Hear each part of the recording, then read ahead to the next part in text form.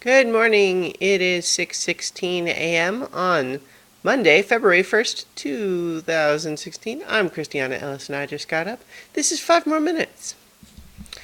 For being this early, I'm feeling remarkably alert, which probably wouldn't have happened if I hadn't kind of taken it easy the last couple of days.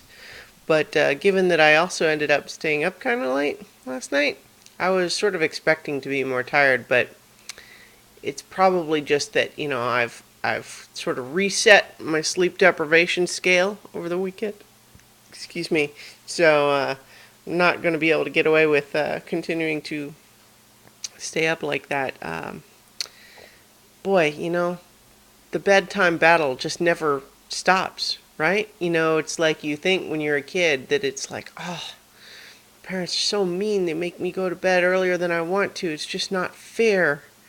And then for a while, when you first get, in charge of your own bedtime, it seems easy. You don't need as much sleep, and you just you think that the war is won, but then you realize the true enemy was never your parents at all. No, the true enemy is your own body's need for sleep. And it's just getting stronger. Actually, I don't know that that's true. I think a lot of people start sleeping less as they get older. But boy, I tell you, sleep is just, sure, it feels good. But you know why it feels good? Because our body needs it. So our body tricks us into making us think that it's something pleasant. You know, I wish that I could just I don't know that I necessarily need to not sleep at all. There's something sort of inhuman about that's a little bit scary. But boy, just think how much extra time I would have if I didn't have to, spend a third of every day unconscious. This isn't what I plan to talk about today. So today in Phyllis Esposito, Interdimensional Private Eye, I'm completing the second chapter or story arc, if you will. It's all still part of the same overall case, but just to kind of keep breaking it up a little bit, and it's about 2 weeks each. Because the second chapter started on installment 15, and so then today is episode 32, so it's almost half. With a little bit more than 2 weeks in terms of the average length, and I feel like that seems pretty good. And yesterday was a good example of what I find valuable about this whole exercise, is that I started with only just sort of a very basic idea of what I was going to have happen in that installment, and I was just not feeling it. I was just not wanting to sit down and do the writing. It's not like I'm very rarely excited to sit down and start typing.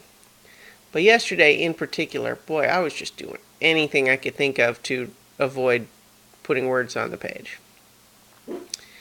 Getting distracted, procrastinating. It was an effort. But what drove me was that I had set for myself this rule that no, I'm doing this every day. I don't get a day off. It'll only take a little while if you just do it.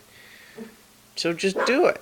And basically the habit of it, but also just the rule of it, made me finally just make myself do it. And then I feel, without wanting to toot my own horn exactly, I feel like the resulting scene in today's installment turned out way cooler than I had originally had it in my head.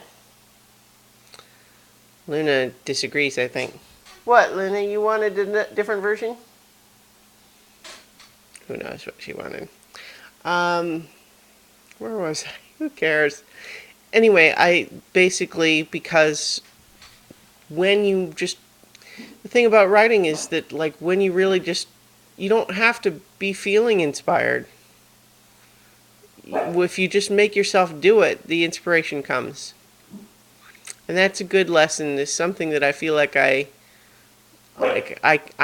can say the words, but you don't always feel it. So yesterday I felt it. All right.